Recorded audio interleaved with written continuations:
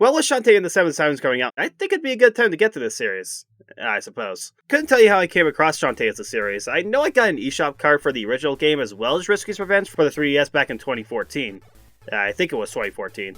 I think the Pirate's Curse hype held back then, and damn, I can't believe that happened 7 years ago. And since then, we got a Kickstarter for the game afterward, Half Genie Hero, and just recently we got the teaser for the 5th game, Seven Sirens, in the beginning of 2019. Though to be serious, the fact that we got Trigger to help with the intro and opening cutscene, with some promising beta footage from WayForward themselves, I think we got something to look forward to. Not to say WayForward doesn't have the legacy track record.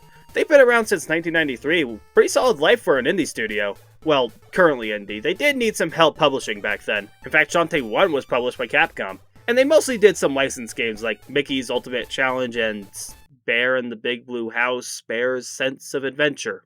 Pearl Harbor, Defend the Fleet, what the actual? Since I'm going to be playing the original game on the 3DS, there are a few things that I'm going to be missing out, like a special transformation you can only get on the Game Boy Advance. I'm not really going to lose sleep over it, it's not really all that special.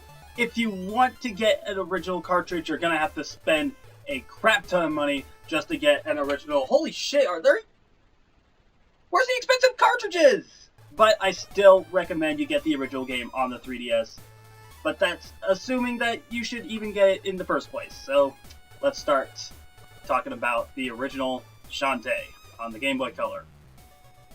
Or the 3DS in this case. Our story begins with the pirate attack on Scuttletown, the home of our heroine Shantae, a half-human, half-genie tasked as the town's guardian. With her job on the line, she takes on the infamous Risky Boots, the lady pirate pillaging the town mostly because she's a bitch, but she also has her sights on the inventor's new tool, the steam engine. Mimic asks us to retrieve the steam machine and stop Risky from gathering all 4 elemental stones to make it function. You meet some colorful characters along the way, like the dumbass Bolo, the bird keeper Sky with her bird Wrench, who actually acts like a wrench, I love that, and Rayatops, the carefree zombie who won't cooperate with us unless you race with her. Freaking screw this race, it sucks. They are your way of entering the game's dungeons, an odd choice for a Metroidvania, and you find Risky at the end of the dungeons, usually getting her ass kicked by the boss. Some pirate you are. Seriously, these bosses are pitiful, but I'll get there soon enough. The last dungeon is different though. You find this genie in Bandit Town, showing us the location of the Forged Stone. Pretty tame for our final dungeon, and no sign of guess she did something clever for once. Yeah, that's probably the only thing, since the last dungeon, even though the spikes are a bit much, her fortress is pretty pathetic. And the final boss is no different, like, what is this? Risky just slides back and forth, laughs, and all of her attacks are so telegraphed, even at her second phase, like...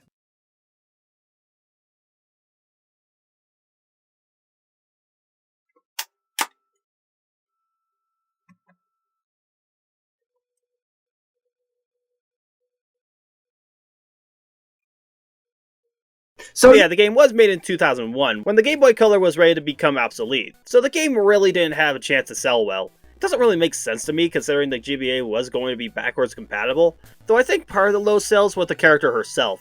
With the somewhat revealing clothing, I guess people were a bit turned off, especially without context. I mean, considering this setting was a Middle Eastern inspired land, and the fact that she is a dancer, the clothing choice makes a lot of sense.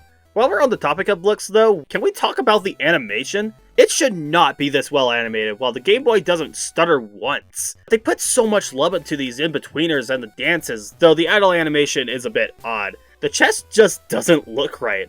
I don't think the boobs are supposed to be that big. In fact, looking at the pause screen, yeah, it's a bit inconsistent. Also, why are her earrings gold in every other artwork, but they're cyan in this sprite? I know we're getting into nitpicks, but I just had to talk about them. The music is pretty good too, though I'd like them more if the Game Boy didn't make them sound like they're being played by broken flutes. But, it's Game Boy quality. Let's get back to the Metroidvania comment I made a bit ago, and talk about the gameplay. Like I said, Shantae is a Metroidvania with a structure similar to Zelda. You have the typical healing tokens and currency that you can use for potions and items that are only useful for specific caves. There are times when grinding is going to be beneficial if you decide to collect some of the tools, or the scare in Watertown that's so utterly pointless you might as well not waste your money. You got a couple of minigames, one of them being a rhythm game in a shady dance parlor. What do you freaking mean I'm too young? You let me in the other night! And I am way too good at the Gecko Chamber, which is good because I think this is the best way to get gems. You have several other collectibles that can help you on your journey, like heart pieces. Luckily you won't need 4 of them to complete one. You got 12 fireflies that will allow you to get a healing dance, which I used a total of once before I got to the final dungeon. You also can't collect them unless it's nighttime, which is more annoying than anything. You have the lost warp squids that you can take to any of the squid huts in any town to learn warp dances. I like how the mothers don't even know what their children look like. For all you know, you just give them the wrong kids. It's kinda twisted. Back to the dungeons though, these are certainly pretty tame compared to something like Zelda. The puzzles aren't too brain-taxing. In fact, the less traditional dungeon have these scrambled tile puzzles, with the only solutions being just hit each tile with the same number of times. The triple dungeon has these turning puzzles, which are pretty interesting, though the one where you have to escort the missing disc takes so long for it to be brain dead. The dungeons only hold 2 important points of interest. The elemental stones as stated before, but they also hold captive genies at the temples. I'm not sure how they got captured, but they teach you new dances that can transform you into animals. The first transformation you get is the monkey. It can climb walls and that's really all it can do.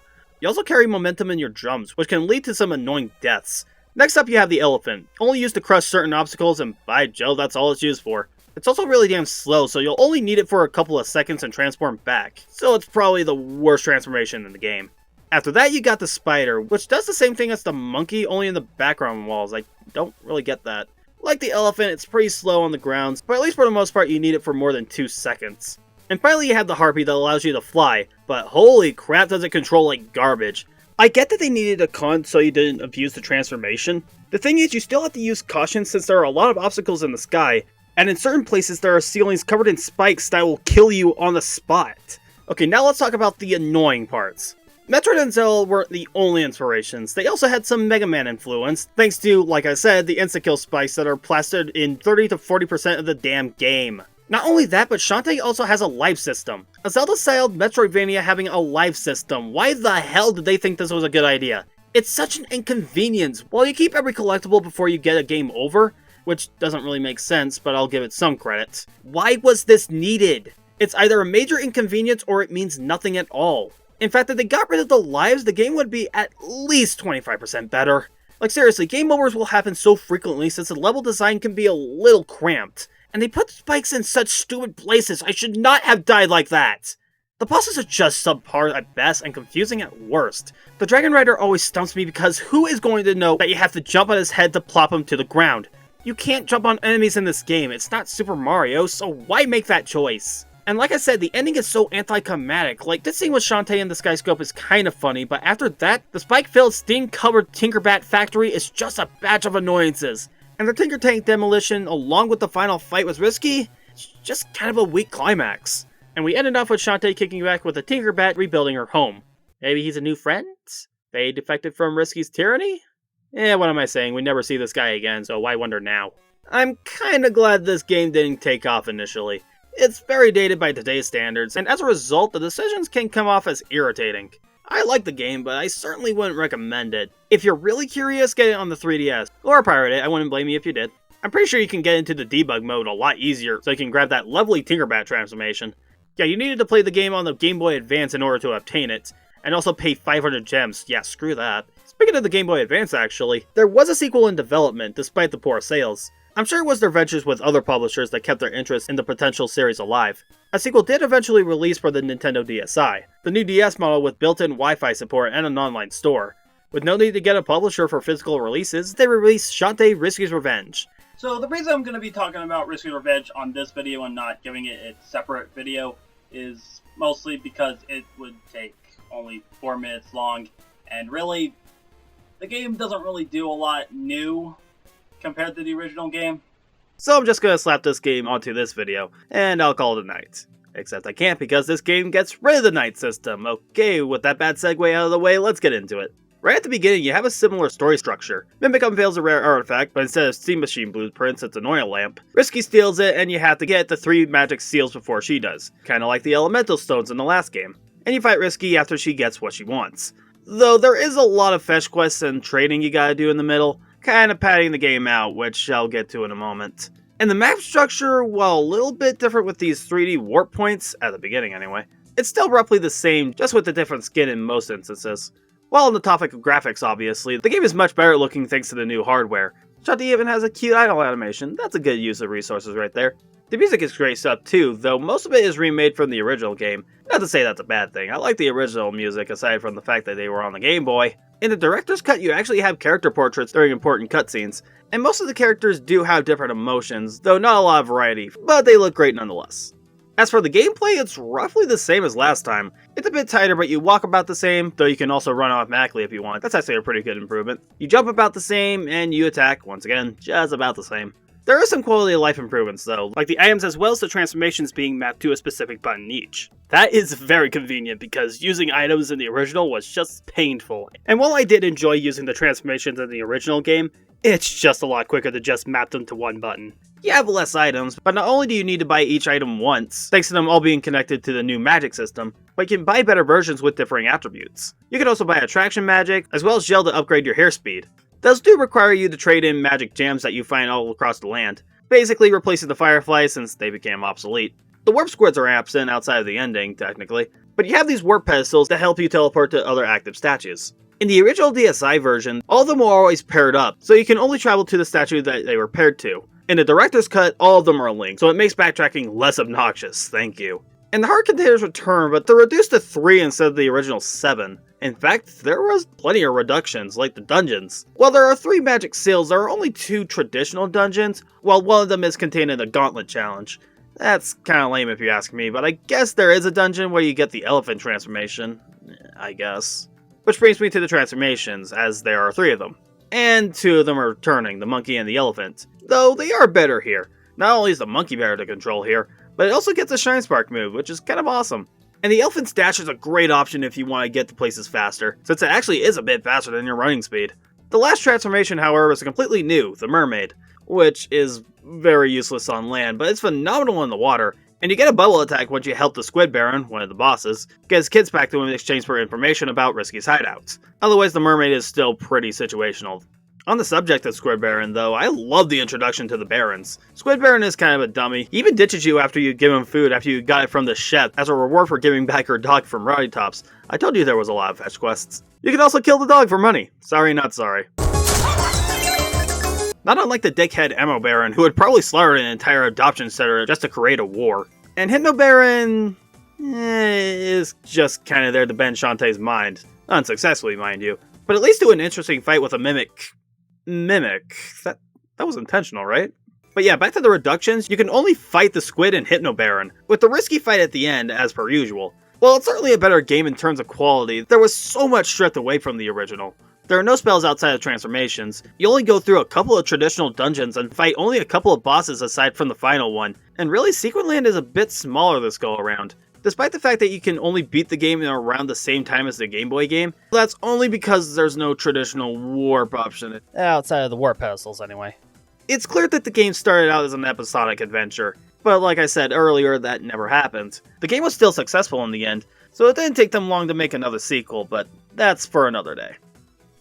As for if I can recommend this game, no, not really. It's on a lot of other platforms if you really want to get it.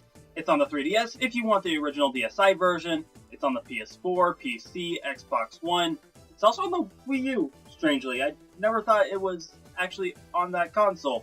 I actually discovered it, like, not too long ago. However, again, I kind of don't recommend playing this game. I don't really recommend playing either of these games, honestly. I like both of them just fine, but the first one's just a little too archaic, and Risky's Revenge just doesn't have a lot of content for the $10 you're gonna pay for it, so yeah, there's not really any reason to play these games. In my opinion, the series does start with the next game we're gonna talk about, and we'll talk about that next time. I know I have Pikmin 2 I want to get to, but that's a really long game, so I want to do Pirate's Curse next time just so we can get a video up by the next 2 weeks, hopefully, maybe. I don't know how this is going to work. And I will see you guys then. However, if there is a zombie apocalypse coming up, which is actually kind of likely considering what's going on at the moment, make sure you get some coffee on standby, because if Abner is anything to go by, the coffee actually makes the zombies not brain hungry and wild. So if you want to, I don't know, make the zombies not eat your brains, just have a cup of coffee and just splash it all over them.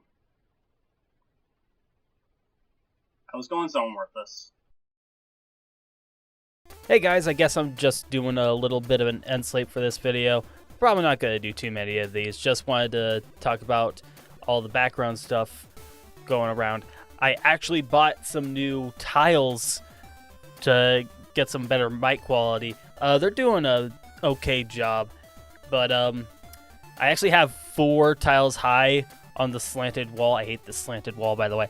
However, the camera only sees like the bottom 2 rows, so I kind of have to figure out what I want to do with the other 2 rows, because maybe I can get better audio quality if I move them around somewhere else, but I don't know about that. Also got a new microphone. I don't know if you're really gonna notice any differences. It only records mono though, so a little bit more editing than I'm really used to, but I guess it's not too much of a hassle. But yeah, see you all in Pirate's Curse.